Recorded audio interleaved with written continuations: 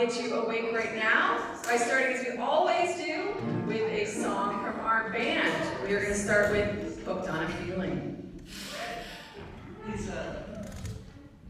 You know this song, right? Yeah. This is the song with the chakas. I'm going to do some Ooga Chakas. Ready? You say Ooga Chakas. Yeah, let's practice this a little bit. So, repeat after me. Ooga Chaka, Ooga, Ooga. Ooga Chaka, Ooga, Ooga. Good, you got it. Okay. Ready? And Ooga Chaka, Ooga, Ooga, Ooga Chaka, Ooga, Ooga, Ooga Chaka, Ooga, Ooga. Who's got the clicker? I got Ooga, Ooga, Ooga Chaka. Right, very good. Ooga Chaka, Ooga, Ooga. I can't stop this feeling deep inside of me. Girl, I just don't realize what to do to me when you hold me in your arms so tight. You let me know everything's alright. I'm hooked on a feeling. I'm high on believing that you're in love with me. Lips as sweet as candy, its taste is on my mind. Girl, you got me thirsty for another cup of wine. Got a bug from you, girl, but I don't need your cure. I just stay a victim if I can for sure. All the good love when we're all alone. Keep it up, girl. Yeah, you turn me on. Hooked on a feeling. I'm high on believing that you're in love with me.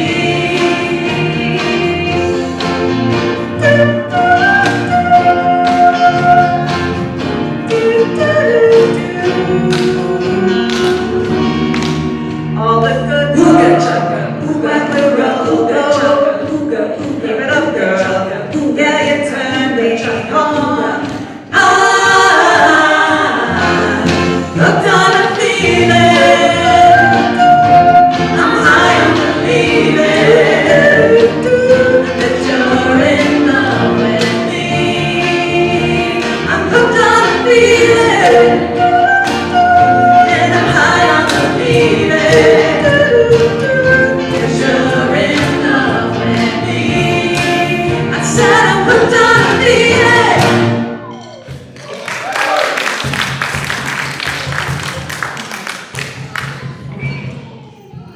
And what's better than one song?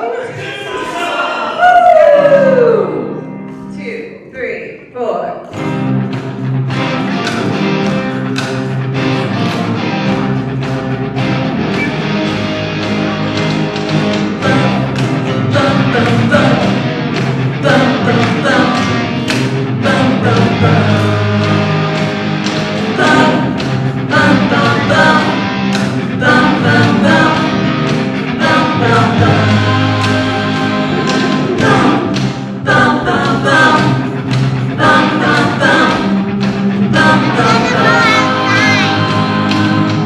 Rising up, back on the street.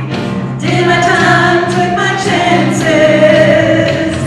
Left the distance, now I'm back on my feet. Just a man and his will to survive. So many times, it happened so fast. You trade your passion for glory. Don't lose your grip on the dreams of the past. You must fight just to keep them alive. It's the eye of the tiger, it's the thrill of the fight. Rising up to the challenge of a rival. And the last known survivor starts to spring in the night. And he's watching us all with the eye of the tiger. Rising up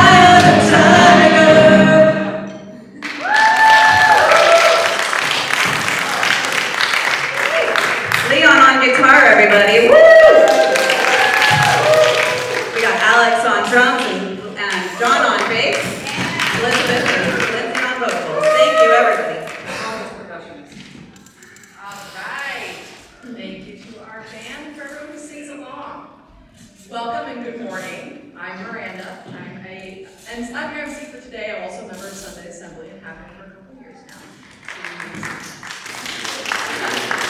So you may have seen me up here last year. Well, today I have the honor of hosting again. We can't hear you. You can't? So let's see. Is this helping? Okay. Hi.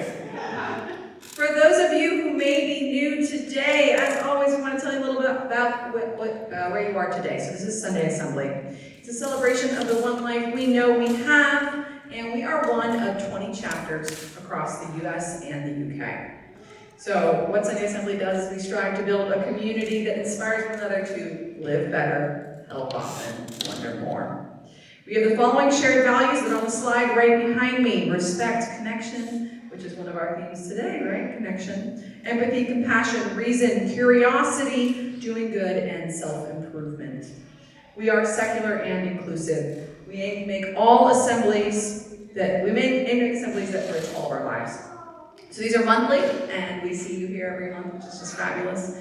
But our members also organize a number of other groups that we call SNOOPs that are out there to help us build deeper connections when you're able to join those and get deep into those as well. So it's not just these assemblies. We aspire to create an open community where everyone can belong, of course, participate, and make friends within the community as well. So is there anyone here today who's here for the first time? Any hands raised? All right, welcome! Hey, there you go. It is bold to raise your hands as a newcomer. We appreciate that. We're very glad to have you here today.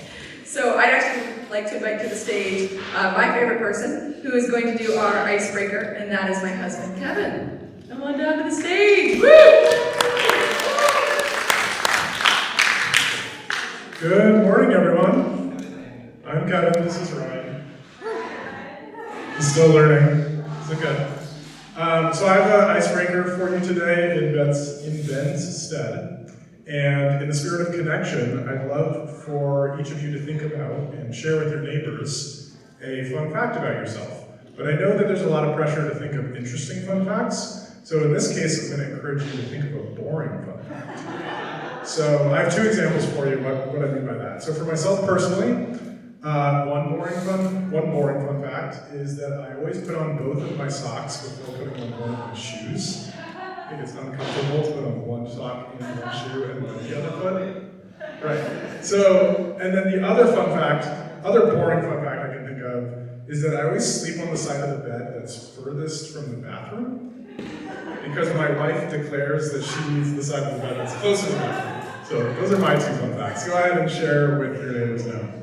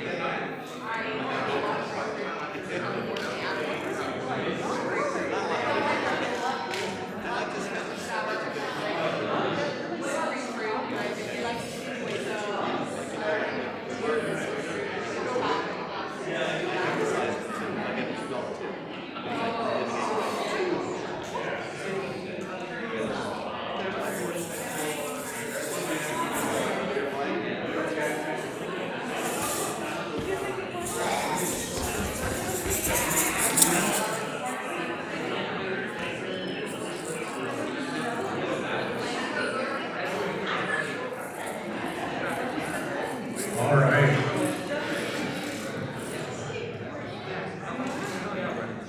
Can I have your attention back to stage, please? Thank you, everyone. Do you have any examples that people would like to share real quick? Boring fun facts? Richard? This is reported by a member of my group. When your hair turns white, it stops being so curvy. Good to know.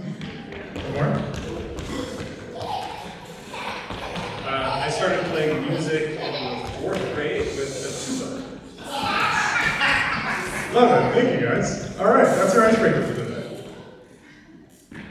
Thank you, Kevin. All right, hopefully we learned a little bit about each other. Next, I'm actually going to welcome Richard to the stage. He's going to be sharing with us today something pretty special. All right.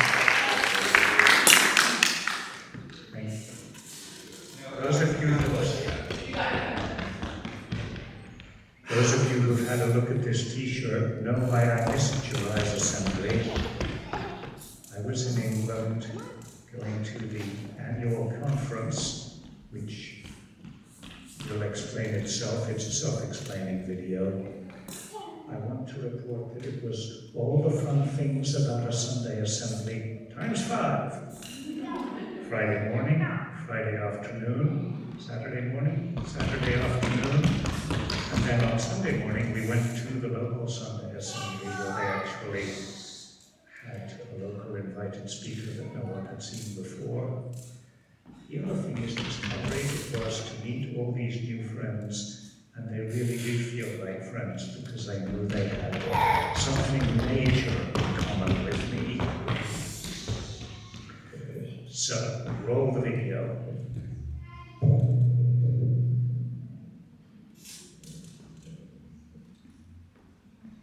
Hello, my name's Matt, and I'm standing in the rain outside St Paul's Steiner School in Canterbury, in Islington. It was built in 1826, and it's very pretty, but by 1980 it had run out of worshippers, and so it closed down and fell into disrepair. It was taken over as a school in the 1990s, but then, in 2013, something awesome happened, because this is where the very first Sunday assembly was held. This was, as you probably know, an attempt to replicate all the good stuff that churches do, such as community, singing, cake, tea, community, and tea, but without any of the religious trappings. The press very quickly picked up on this, and soon people all over the world wanted to start their own Sunday assembly, which is great, but comes with its own challenges. As we all know, it's not easy every month to find venues, speakers, poets, musicians, or sometimes even just themes. And so it's important that we support each other so we avoid getting burnt out entirely. One of the ways we do this is by getting together once a year to share our experiences, to share our ideas, our highs and lows, and really to encourage each other, but also to celebrate the one life that we know we have, and to do it with people who we know feel the same way. In previous years, we've met in London, Atlanta, Utrecht, San Diego, Edinburgh, Nashville. We would have gone to Amsterdam, but there was a small matter of a global pandemic, but after coming back, we've been to Oakland, and this year we were in Brighton on the south coast of England. And this year, because so many people haven't seen each other for so long, we really wanted to make it a celebration more than anything else. When we set out to do it, we wanted to make sure that people came and had something memorable that helped them experience the joy that comes with Sunday Assembly, also building that connection, because we know that's really important. Everyone has been working so hard lately. We've come back from the pandemic where we held it all together, we come back, and numbers are a little bit down, people are hesitant, things have changed. Everybody has been working really hard to keep everything together, to bring people in, to build the kind of communities that we want to have.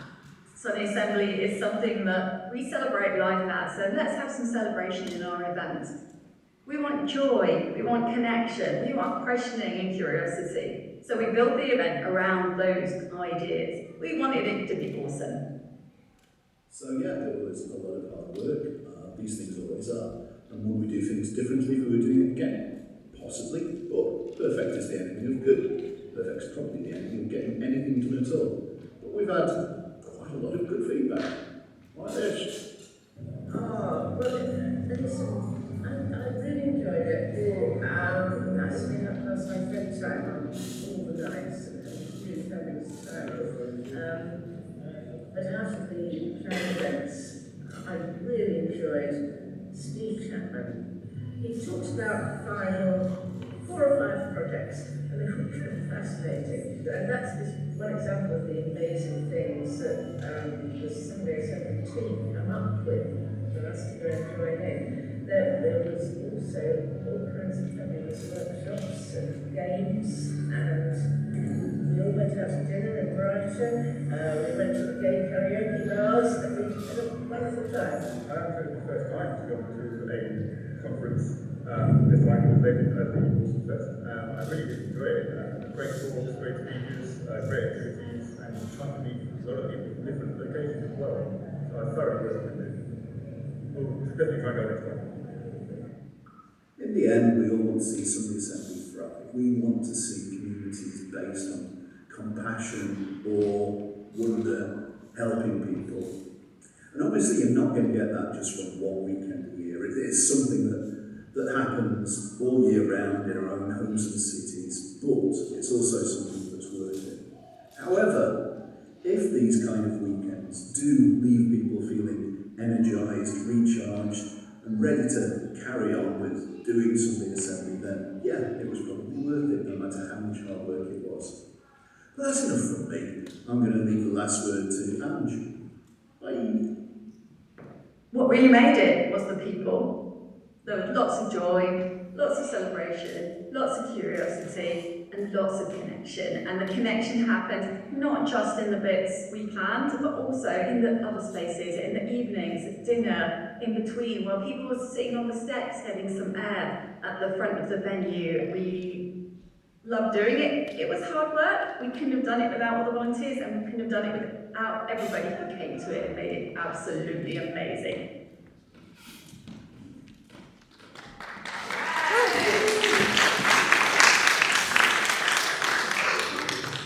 Great, so we got to see a little bit more about the ways that we're involved and what's going on outside of just our assembly. So next, we are going to go straight into our speaker time. Today we have Lindsay. You may have just seen her singing with the band as she does. You know her, you love her. She's a member of Sunday Assembly. Her husband Alex is often on drums. Her daughter Sylvia's up here rocking out as well each month, so you know them and love them. Unfortunately, singing does not pay the bills, so to teach you a little bit about her, her day job is she's a professor at UC Santa Cruz in Computer Science and Engineering Department, where she teaches and does research in the area of programming languages, distributed systems, and software verification. So she's pretty impressive to be coming and talking to us today a bit about this. Previously, she was at Intel Labs. Before that, she got her PhD in computer science from Indiana University. So today, she's going to be sharing with us a glimpse into the science of distributed computing systems. So everybody, can you welcome Lindsay?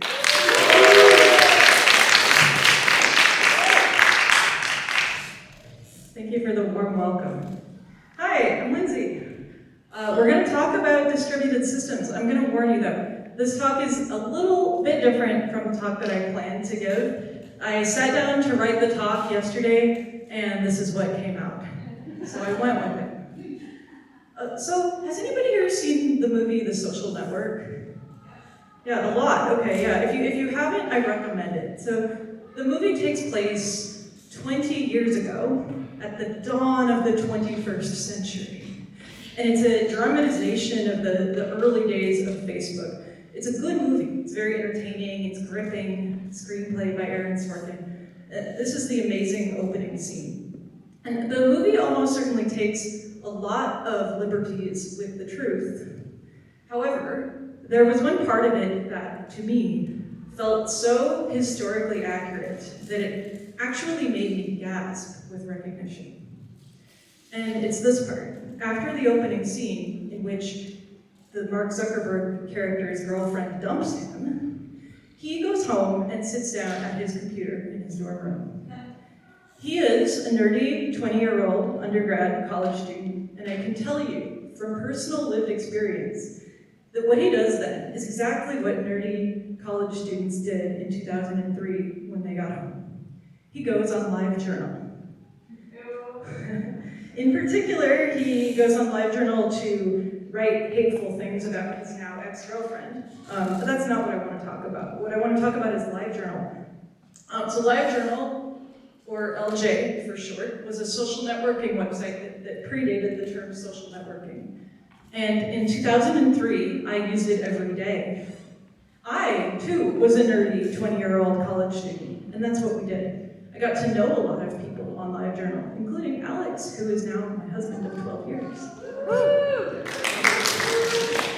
But I didn't just use LiveJournal, I also worked for LiveJournal. I did technical support. Not for money, of course. I did it strictly as an unpaid volunteer. As far as I know, there was only one technical support team member who was actually employed by LiveJournal.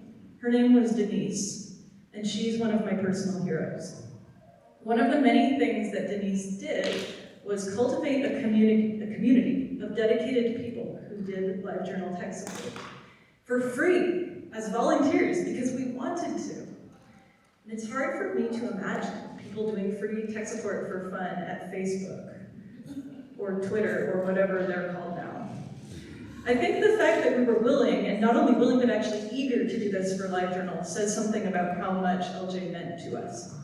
So here's how it worked. When people had tech support questions, say about how to customize the look of their journal, they would post those questions in a form, and then support volunteers would see a list of open questions which looked like this, thanks to the Internet Archive for having an archived version of this webpage from March 2004. And we would post candidate answers to the questions. And then another higher level support volunteer would go in, again, just a volunteer. They would go in, see the submitted answers, and approve the best one, which would then be shown to the question asker. And if your answer got approved, you would get 1 point for answering the question, and you'd go onto a scoreboard. If the higher level person did not deem any of those answers good enough to approve, then the question would stay open, and the number of points it was worth would slowly increase as time went by, and the hardest to answer questions would be worth 10 points. And they might require days of work on the part of a volunteer to answer properly. And here's what the highest scorers page looked like in 2004. So as you can see, the top people had thousands of points. But it might take a really long time and a lot of attempts for a volunteer to earn even 1 point. It took a while to learn the norms of answering questions. The support team would aim to answer these requests with great grace and professionalism, even when the user was angry, or even when their question was hard to understand. And an answer that was even a little bit unprofessional wouldn't get approved. There were even detailed guides on how to answer these questions, and these guides were also written by volunteers. I was really proud when I earned my first support point. And there were also different categories of requests. So the sensitive requests, like stuff that had to do with harassment or abuse on the site, those were handled by a dedicated team, so I never dealt with those. But a lot of users had questions about stuff like how to customize the look of their journal, and those customizations could get very sophisticated. And some people specialized in answering those and helping people debug their customizations. I liked answering those a lot. They were usually fun puzzles to solve, and that's where most of my points came from. And then there was this category of support requests that was known as general unknown. So a few of these on here are in general unknown, a lot actually, or this general unknown category, or gunk for short. So the gunk questions were those that didn't fit anywhere else. And they were all over the map, but fairly commonly, a gunk question would be something like, why is the website not loading? Or why is my journal really slow to load? Now, unlike a lot of the other support volunteers, I was actually a computer science student. So at least in principle, I was receiving professional training in how this stuff worked. And that training did serve me well sometimes when I was helping people fix their broken style customizations on LiveJournal. I didn't know everything, not by a long shot, but I knew how to narrow down a problem, how to use debugging tools, how to test things. And a lot of users were grateful for my help on the support questions. I worked hard, and I moved up the scoreboard over time, earning more privileges in this support system. I never made it to the first page, but I did okay for myself. But when it came to those support requests, like why is the website so slow? Or why is my journal not loading? I felt totally useless. in school had prepared me to answer questions like that. I couldn't help. And I was ashamed that I couldn't help. So when those questions appeared, I would slink away and look for the ones that I did know how to answer. Because I had no visibility into the reasons why somebody might be having that problem, and I didn't know how to get visibility. There was nothing useful that I could say. Okay, fast forward 20 years. It's 2023. I'm a computer science professor. Here's a picture of me at work. I specialize in the subfield of computer science known as distributed systems. What exactly is a distributed system? So I'll start by giving a definition that was kind of intended as a joke, but as we'll see, there's more than a little bit of truth to this joke. So there's this guy named Leslie Lamport, who's often considered the father of distributed systems. He currently works at Microsoft Research, and he's had a really long and distinguished career. He won a Turing Award, which is like the Nobel Prize for computer science, and so on. So this joke definition of distributed systems is due to Leslie Lamport, the guy who invented a lot of the stuff that I teach in my classes. Lamport said, a distributed system is one in which the failure of a computer that you didn't even know existed can render your own computer unusable. Now, it's obviously meant to be funny, right? But many a true word is spoken in jest. So let's think a little bit about what this means. What does failure mean? What did Lamport mean by that? So let's do a little thought experiment, and I hope that you'll all participate in this with me. So I could say, suppose that we have computers, C1 and C2, but that's boring, so let's make it more interesting. This one on the left, call it C1, say this is me in 2003. This is the best picture of me I could find from that era, and in this picture I'm really proud of my brand new nose piercing. So C1 is me, C2 is LiveJournal. I'm sitting in my dorm room in 2003, and I want to access my journal on livejournal.com. So my computer sends a message to their computer saying, journal, please. And their computer responds, here you go, here's your journal. So what are some of the ways in which this very simple exchange of messages could go wrong? What do you think? Anyone? The message doesn't arrive. Yeah, my message maybe doesn't arrive, or their message back to me doesn't arrive. Good, okay. What else? Yeah. You actually get it, but you don't know it yet? You get it, but you don't know, yeah, maybe something's wrong on my end, or maybe something's wrong on their end. Yeah, so there's a lot of things that could go wrong here. So let's try to make a list of all the things that could go wrong here. Okay, so the request from me to them could get lost, right? Or the request from me to them could just be slow. Or they could crash. Or they could just be slow. Or the response from them to me could get lost. Or the response from them to me could just be slow. So that's at least 6 different ways in which this could go wrong. And then there's one that I haven't even mentioned yet, which is that they could actually lie, right? So maybe the other end has been compromised by an attacker somehow, or maybe somebody just messed up. But for whatever reason, it could behave in an arbitrary or malicious way. And this is what distributed systems people call Byzantine behavior. Okay, so if I am C1 and I ask for my journal and I don't get a response, do I have any way of knowing which of these 7 different kinds of failures occurred? Not really. In fact, in general, if you send a request to another component in a system and you don't get back a response, it's actually impossible from within the system to know exactly why. Now, you as a human from outside the system, you may be able to observe things that aren't observable from within the system. Maybe you can look under your desk and see that the network cable came unplugged. Or you can look out your window and see that a backhoe took out a fiber optic cable. But from within the system, if you're expecting a message that you don't receive, it's impossible to know whether it's still on its way but just delayed, or whether it's never coming.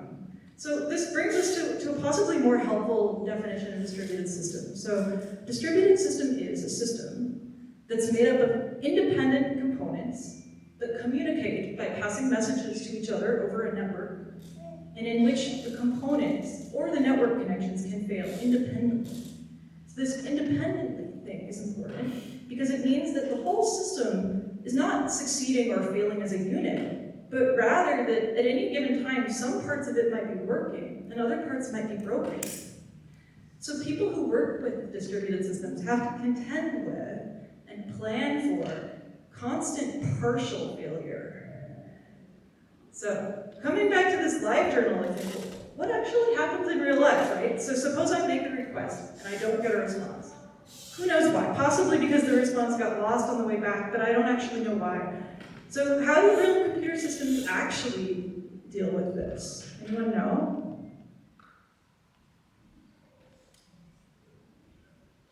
So typically they'll use something called timeouts. So C1, my end, will have a timeout, which is a policy that says, after some specified amount of time, which I measure locally according to my own clock, if there is no response to my request after that amount of time, I'll just assume failure and, possibly try again, or maybe give up and kick the problem to the user for them to deal with. But why would it be maybe a bad idea to assume failure when my request times out? Now, we know it might be wrong because maybe the response is just slow, right? Maybe it's still coming and I just haven't waited long enough. But is there anything that could be even worse that could go wrong here? Think about it for a moment. Yeah. You could buy something multiple times, right? Yeah, what if something more interesting is happening here than just me asking for my journal? What if I'm making a transaction in an online e-commerce system, right? Or what about this? What about instead of just me reading my live journal in 2003, what if we're talking about somebody voting in an election in 2023? And maybe the request we're making is, count my vote, please. Let's say the request gets to C2, and C2 carries out the request and sends an acknowledgement, but then the acknowledgement gets lost. So if you're C1 and you don't get the acknowledgement, maybe you time out, you're sitting here thinking, I never heard back. Maybe the thing I wanted never happened. But meanwhile, maybe it actually did. So it would be wrong to assume that your vote wasn't counted, but it would also be wrong to assume that it was counted. So this uncertainty is a fundamental characteristic of distributed systems. And people who build distributed systems have to always be asking themselves, what could go wrong? So if you're good at catastrophizing, you might be good at distributed systems. So if I could go back in time and talk to that 20-year-old kid in 2003 who was ashamed about not knowing how to answer live journal support questions, well, she probably wouldn't listen to me. But what I would say is, you don't have anything to be ashamed of. Because questions like, why is my journal not loading, are actually impossible to answer from where you're sitting. So this uncertainty is part of the nature of these systems. And 2003 me should not have felt bad that she had no answer to those questions other than try again later, I guess. So my hope is that the students who take my distributed systems class can come away from it feeling less ashamed than I did back then. So in this talk, I didn't really have time to get into what we can actually do to try to grapple with this uncertainty. And if you're interested in that, so I actually make all of the lectures that I give in my undergrad distributed systems class available online for free. And so you can search for my name on YouTube. This is a screenshot of my YouTube channel with some of my videos. And I recommend taking a look if you're interested. You don't need any distributed systems background to get something out of these, or at least I hope so. And that's it for my talk. Thank you for listening.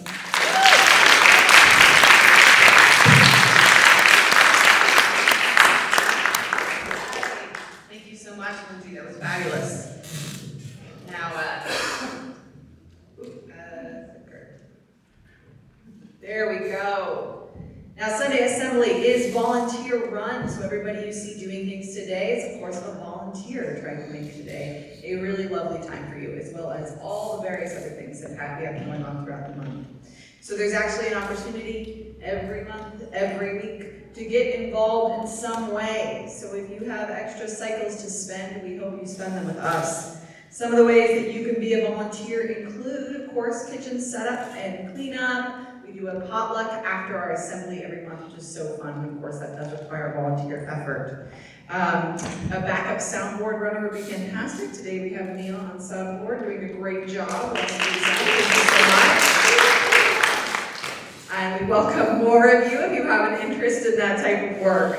And of course, we would love somebody to work on things like sending our newsletter, coordinating with speakers. And I actually have one more volunteer opportunity I want to make sure I point out. Just like Lindsay distributes all of her lectures online, we distribute this Sunday Assembly you're seeing today and every month, and that requires video editing work as well. And so if you have any interest in that type of work, honing your video editing skills and helping us out, we'd really appreciate it so that others who may not be able to come in person are able to partake in our assembly that we do here today. Next. You've done such a great job, Josh. I've done a terrible job with the clickers, to be fair, but I do know we have to go to this next slide here. This next slide here is to be a sustaining donor. So usually, if you were at a church, you might see a collection plate going around. What we do is we ask for folks to make donations online. You can do that. There is a QR code. It really helps us. There's a lot of costs that are involved in putting this on. So if that's something that you're capable of doing, please consider donating. And now we're going to have a musical interlude, as we like to. This is brought to you by our band, of course, and we're going to be doing Rainbow Connection. Thank you. You guys know this one, right? Yeah. Just pretend you're Kermit the Frog.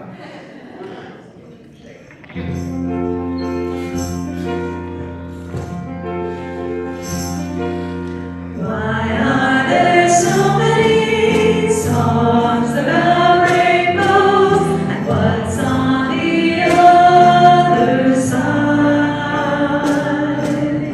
Rainbows are visions, but only illusions, and rainbows have nothing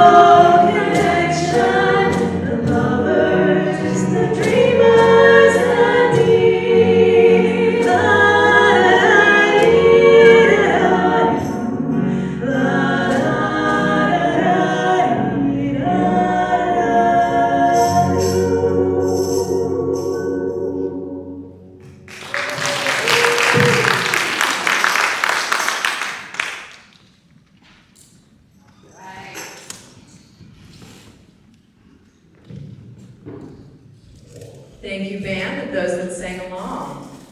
Now, our next segment is called Doing Your Best. Each month we invite an assembler, so that's one of you, to come and share a personal story.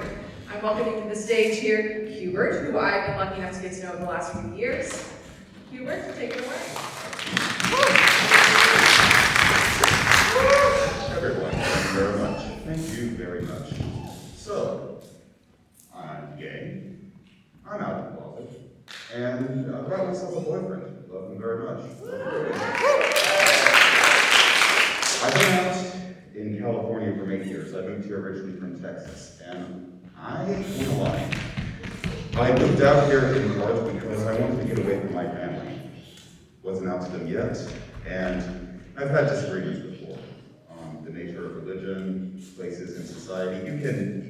I'm from Texas, you can imagine the conflict from here. But I'm not talking to dwell on the conflict, but on something better than that.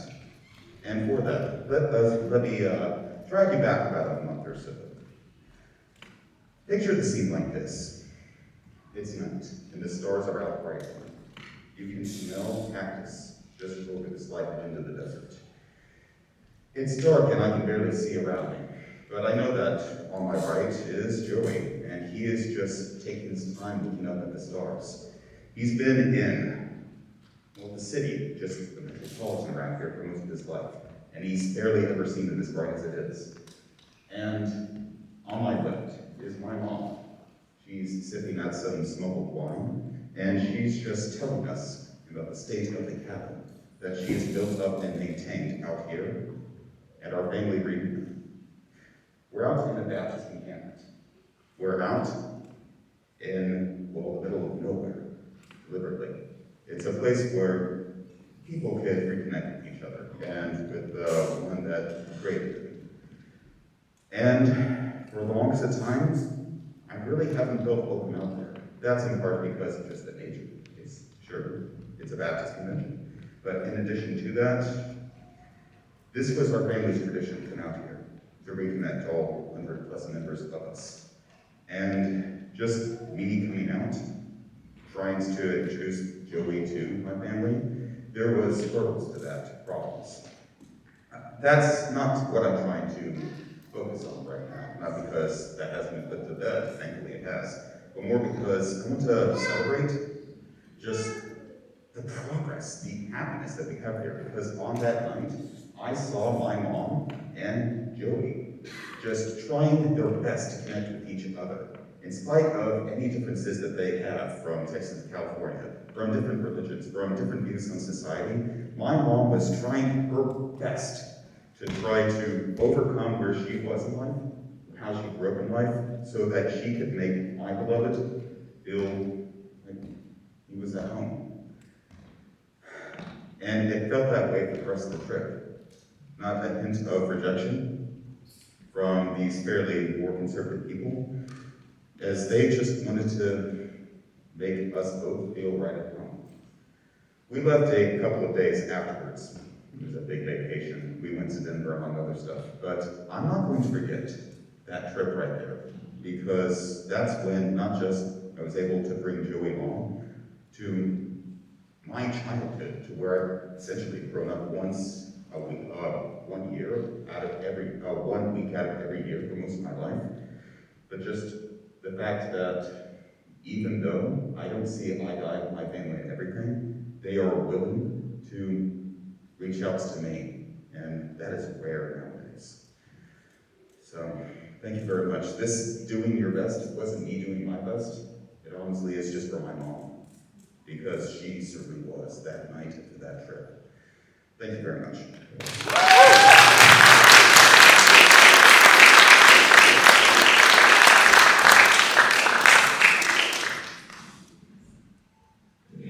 Thank you so much.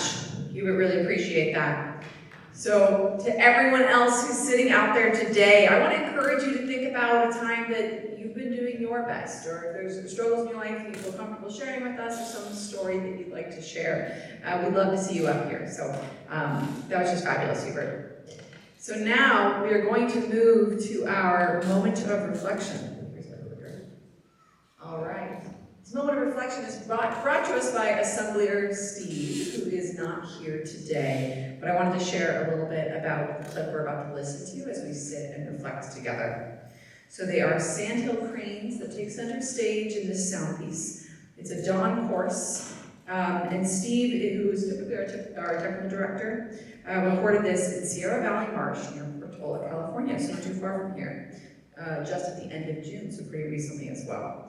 You'll also hear cameo appearances by local livestock and of course some vehicles that you can hear on the highway that's a few miles away. So let's take a moment.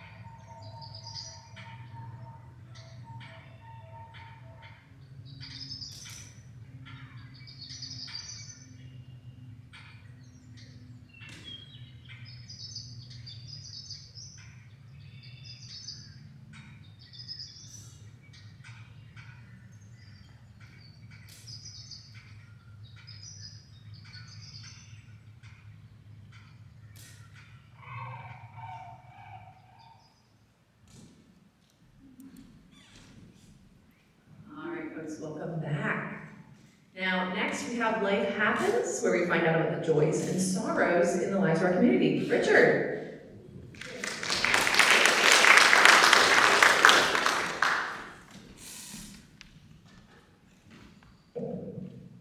First off, I think due to an omission on my part, we missed some of the July Life Happens, so I'm going to start with those. Birthdays in July. Sylvia. Happy birthday, Sylvia.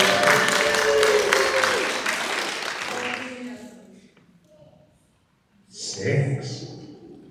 And Raji. And I'm not asking how old she is.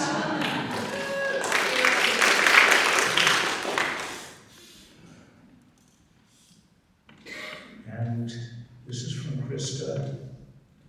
The attendance tracking that started in 2019 has now reached a point where a few people can count 50 attendances. In fact, more than a few people. Steve, who isn't here today, Lincoln, congratulations on 50. And Lincoln, I know in your case it's much more because you were here well before 2019. We just don't have a clue. And the same, in fact, goes for Jean.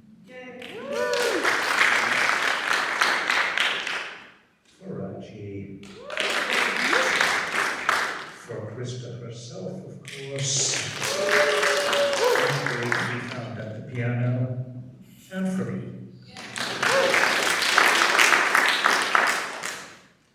Moving along to August, birthdays include Jason,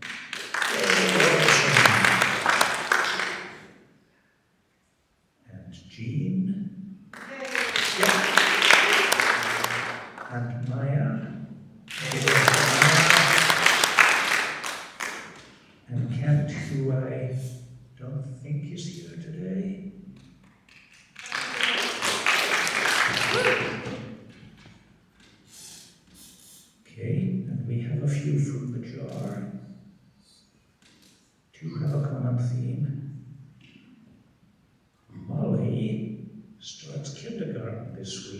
So this must come from Emily and from Leon.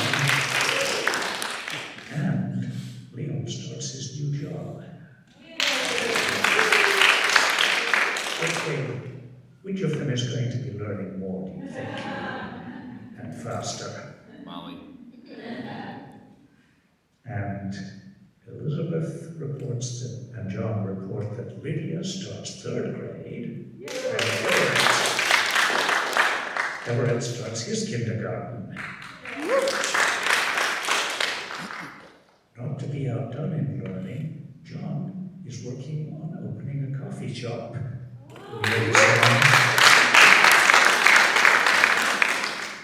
He says probably a couple months out, but making steady progress.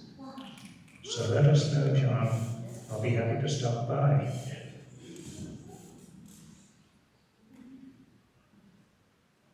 And now the online submissions. After visiting Brighton, I went on a 4.5 day break to Iceland, which I'd heard was an amazing place. And I saw some really surprising things there, including one that you will not find in any of the tourist literature. It was a field trip from the primary school I attended in the late 1960s. It felt so great to see all those kids and meet teachers who were younger than me and so on. From Lincoln, you remember from last month that Lincoln is no longer with IBM after working with them for only 200 or 300 years. Lincoln joined Silicon Catalyst, a startup incubator focused on materials and hardware, as an advisor. Very exciting. I assume that means Lincoln knows all kinds of interesting shit and he isn't allowed to talk to us about anything. And he's going to learn. Andre has just come back with his family. There he is. From a 2-month stint in Europe, most of which was spent in Romania, visiting family and exploring the country, and a week in Croatia, which I guess must not be too far from Romania. Greg and Maya, excuse me while I disentangle this. Oops. Will, for the first time, be spending a week together in the Nevada desert. Okay, I hope you have some water. 40 gallons. Well, that's only 6 gallons a day. I don't know, guys. Exercising radical self-reliance with an assembly of 70,000 others. Okay, don't give all your water away to those others. And that's the news from our friends and their families and loved ones.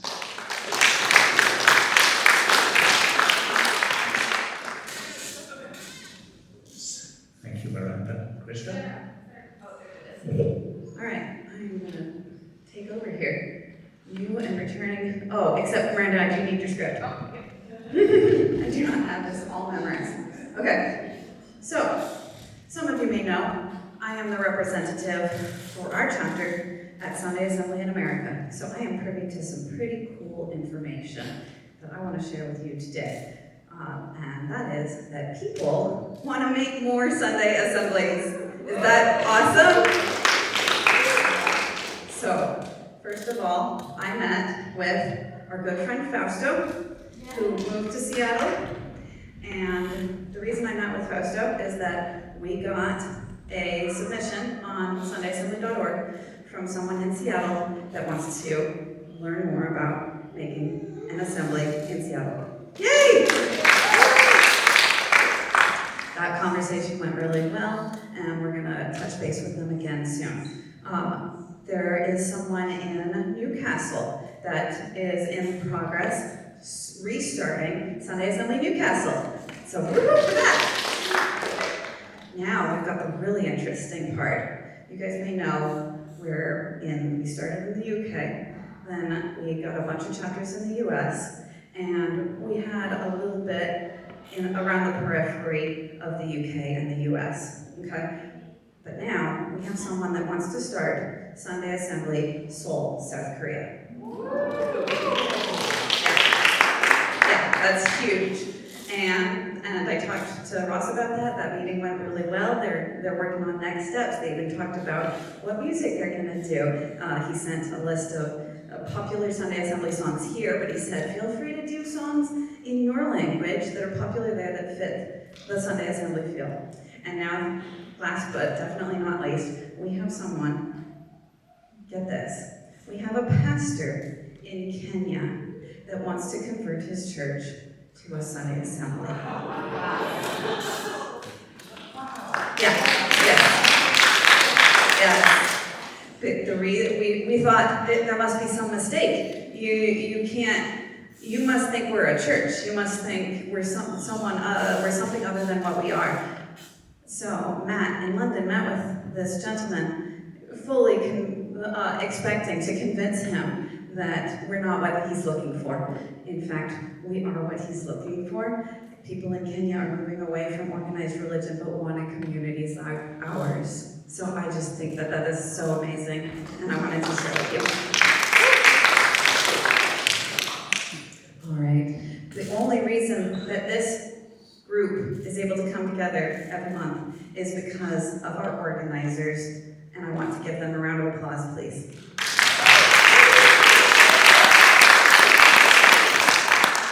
I added to our program today, Sunday Assembly is better when you're part of making it happen, so please consider how you might want to be part of this effort, because we absolutely appreciate it, every single person's effort. And if you can make it to the meeting that is 2 hours long a week from today, you can find out where we are in most need of help, and we would love to see you there. You can find all of our events on Meetup. Here are a few of them. We've got the happy hour, we've got board games, we've got the action team and board meeting, we've got our sing-along, we've got brunch at Eagle Park. Alicia, did you have a thing? Maybe people would also like to table at Pride. We could use Absolutely. Yeah, Josh, I forgot. That would have been cool. Good idea, Alicia. So 2 weeks from today, some of us are going to be meeting in San Jose at a table for Silicon Valley Pride. We're going to be rubbing Sunday Assembly, and let me tell you, as someone who tabled for San Francisco Pride last year, it is one of the most rewarding experiences to be able to sit at a table and tell people about what Sunday Assembly is and have them tell you.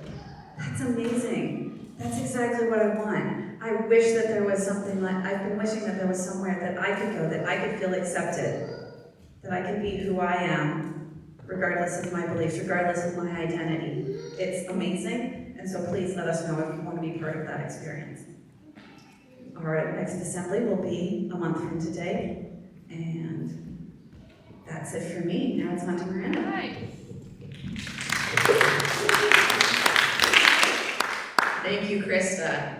So I'm actually at the point of this where I'm thanking many of you, Krista included, as there's many people who made today's Sunday Assembly great.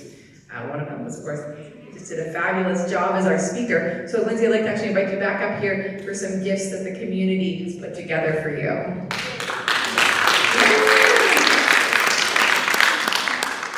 So thank you so much. Yeah, what are they? Homemade bread and home roasted coffee. All right, homemade bread and home roasted coffee. Perfect things for a Sunday morning.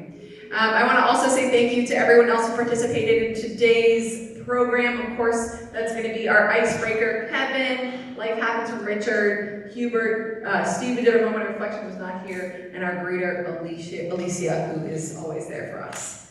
All right, thank you to everyone. We also have our music team, our band, who is up here, and everyone who makes that happen. Of course, that includes the folks on tech. So today we have Leon on soundboard. We've got Josh, Greg, and Steve, who's usually with us. And of course, our hospitality team. This is so we can have that great potluck that we do. Now, we're coming back to bring the band again so we can close out strong on a song. Our final song is going to be I Want to Dance with Somebody. Woo!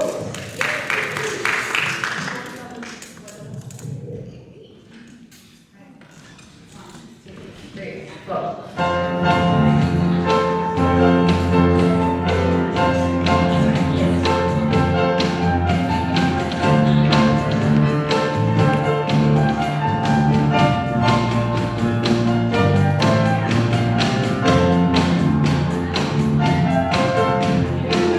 Clock strikes upon the hour, and the sun begins to fade. Still enough time to figure out how to chase the blues away. I've done alright up to now. It's the light of day that shows me how. And when the night falls, loneliness falls. Oh, I wanna dance with somebody. I wanna feel the heat with somebody. Yeah, I wanna dance with somebody. With somebody who loves me. Oh, I wanna dance with somebody. I wanna feel the heat with somebody. Yeah, I wanna dance with somebody. With somebody who loves me.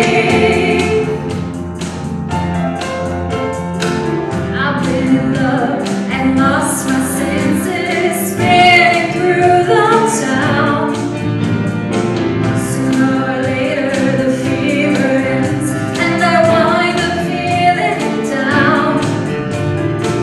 I need a man who'll take the chance on a love that burns hot enough to last.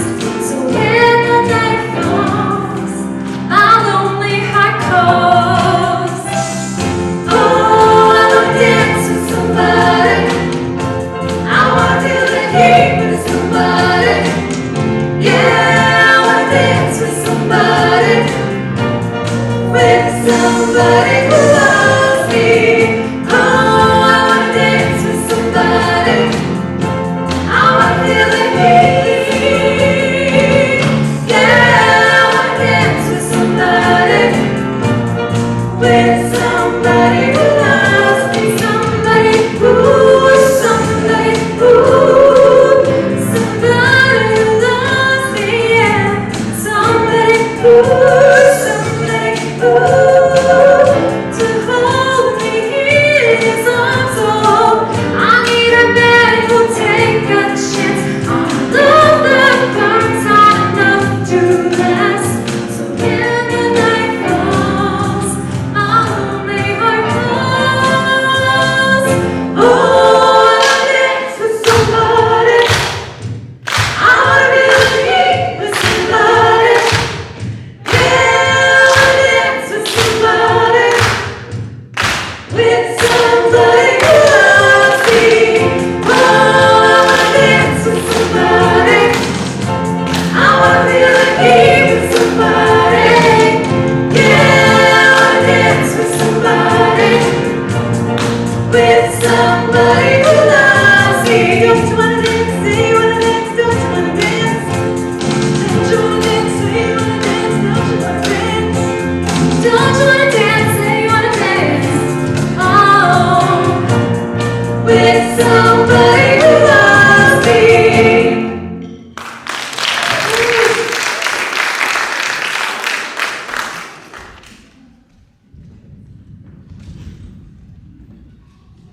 Once again, thank you, band, and thank you, everyone, for singing and dancing along. We are at the end of today's program. I do want to invite Richard up to say one last thing here, and I'll then do some reminders. Sorry, just a tiny business item. If whoever put the chairs away after the July Assembly happens to remember actually doing it, I'd like a few moments. I think there's something you can help me with. Fabulous. And on that note, we are asking you to stack your chairs if you are able. If you brought anything for the potluck that we're about to do, please take it home afterwards, or make sure you find someone who will take it. At 1 p.m. we're going to start cleanup, but now we get to start the potluck. And as always, we want to end with our motto. The Sunday Assembly motto the world over is live better, help often, wonder more. That's right. All right, folks. Thank you, folks. We appreciate it. Have a great day.